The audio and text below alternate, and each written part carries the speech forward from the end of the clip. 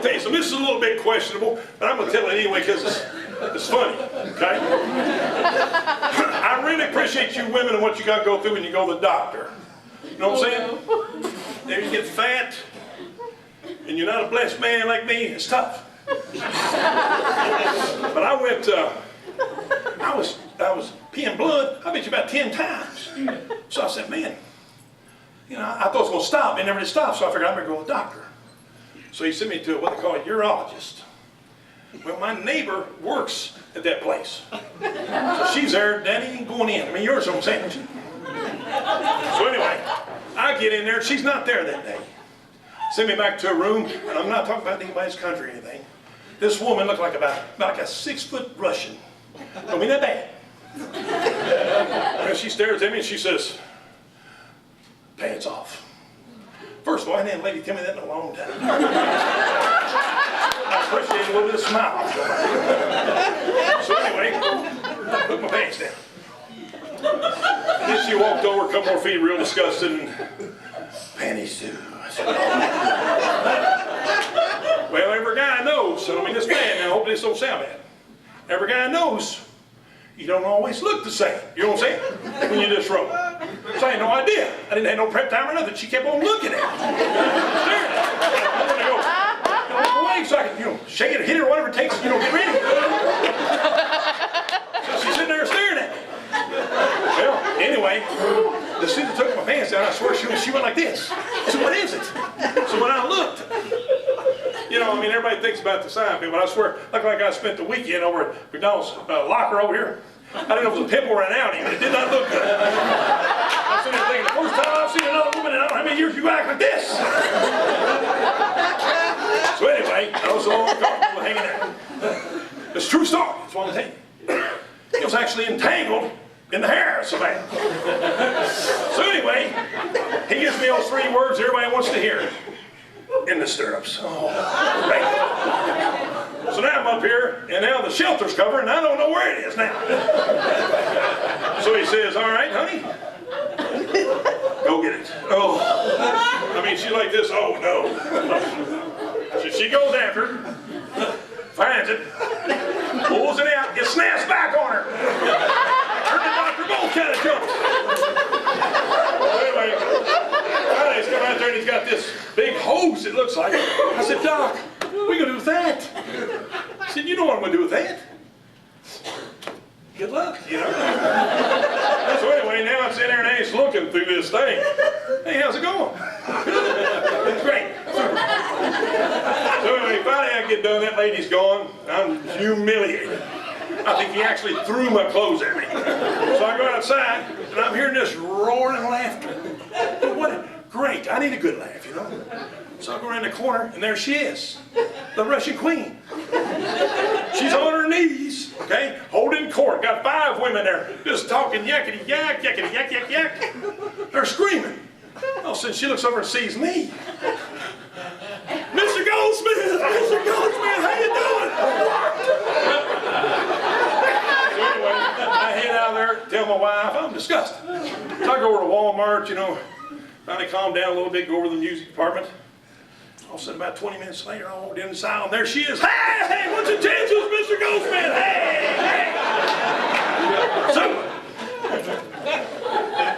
I didn't mean to bother with that. I know it's a little rough, but it's a true story. Anyway, I was going to say, I've always been scared to death at scary movies, and I make such a scene at all my movies that people start going with me, you know. Let's watch what he's going to do next, you know. But this is not that funny, but I think it's pretty. I've been talking about it to myself last week, and I enjoyed this. I want to tell you. You know, everybody has a Jaws story, how scared they were at Jaws and stuff. Well, I didn't date it in high school, unfortunately. Being a redhead, I just want to bring up something about redheads. Has anybody in here ever seen a good-looking red-haired man over the age of 25? Tell me about it real quick, you know. Email me, because it's going to take a while. And I was telling that to my grandma, and I told her about that. She said, no. Everybody's got something beautiful about them, son. Everybody. So I said, Grandma, what's my beautiful? Caught her off guard. She answered the question with a question. What? Excuse me? Are you talking to me? No. And then she said, oh, with you?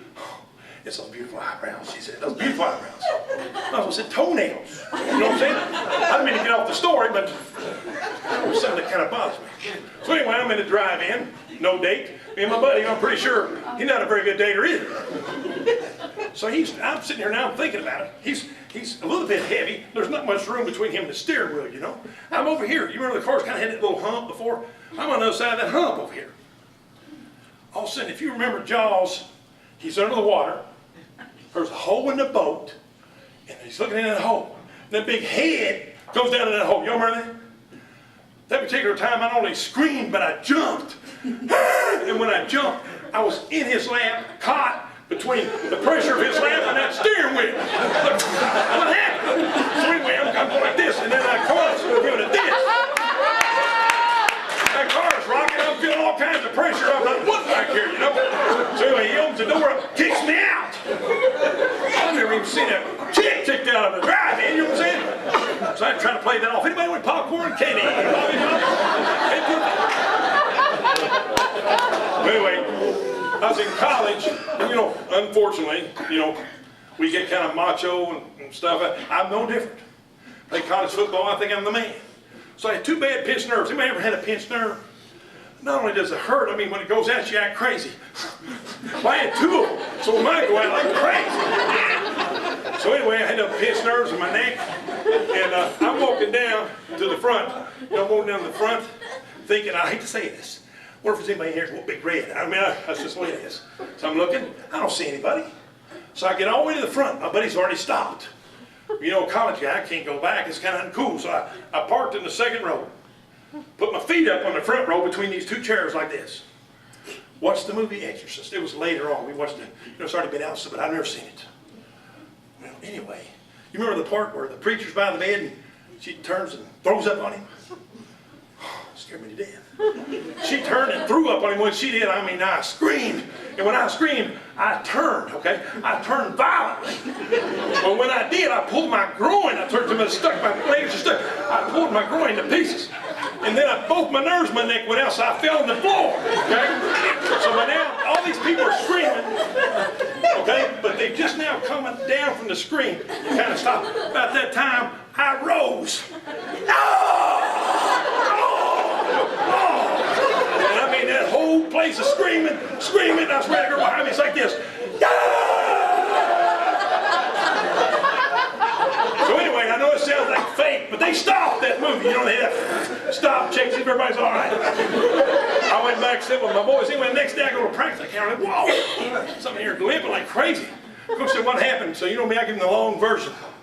Yeah. No more of them damn scary movies. So I didn't watch many of that. I wasn't going to tell this story, but I'm going to tell. I know you got to go. You busy. But I just done some things people haven't done before. You know what I'm saying? No. And, No. there was this thing. Everybody's a clay shooting, had a good time shooting clay pigeons. You know what I'm saying? But anyway, I was at a place when I was young. They shot real pigeons. Real pigeons. So anyway, you want to do this, Billy? Yeah, I want to go work there. So I go, I'm 13 years old. I go up, I don't even want to say it is because I think it's very, very illegal. So it's way off, okay? Way up on this farm. I get $4 and all I can eat. Boys, you can't beat that. Big Dad, if I got all I can eat, period, I'm good. So I go to this little building, and in this little building, I get pigeons, I'm putting them in a box. Got to hang in there with me, it takes a little while. 10 at a time, I'm grabbing, they're so packed. 30 in a box. So I go over there. Here's the setup here. There's a shooter right here. Going about 30 feet, and there's a concrete block with 3 baskets on it. In the basket, okay, there's a pigeon in there with the air hose. Underneath the ground, that's where I am. Okay, I shove the basket up, open it up, put the pigeon in. That's my job. About 30 feet out from that row there, you have to shoot. You have 2 shots in which to shoot that pigeon before it gets out of there. If you shoot it and kill it, you get it. Okay, everybody gets 25 pigeons to shoot at.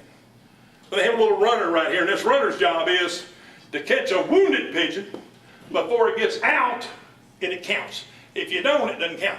You know as well as I do. You can look really freaky trying to catch a wounded pigeon. Well, the first day I had a lousy day down there. I figured, man, I'm a pigeon catcher. You know what I'm saying? So I requested to be moved up. So I'm up here, me and this little red-haired girl, and they're calling on her. She's cute. Everybody wants her, you know. So I'm thinking already at this young age, I mean, they get big money. I get $5 or $10 if I get this thing tip money. So I'm going to come up with some kind of idea. I'm crazy. You know what I'm saying? I'm going to show you crazy. I'm going to show you, I'm going to give everything I can to get that pigeon. Well, this guy said, I'll take a chance on Big Red. Sure enough, he took a chance on me. He shot that pigeon, wounded that pigeon. That thing's a flopping around there. I'm on! So I run at that pigeon, and I'm going to go sit there and chase it. I just took a big dive and squatted. Get it up, pop the top, yeah! Everybody's hollering, I want Big Red. Well, yeah! That's what I planned. So then the next one, I mean the next bird, pow, he shoots it, it's running around. I'm chasing. It jumps up on that ledge. I gotta be pretty cool, I gotta get this pigeon. Walking, snack, boom, pull the top, I'm good. Now I'm thinking everybody's watching me. It's not about the shot anymore, it's about me.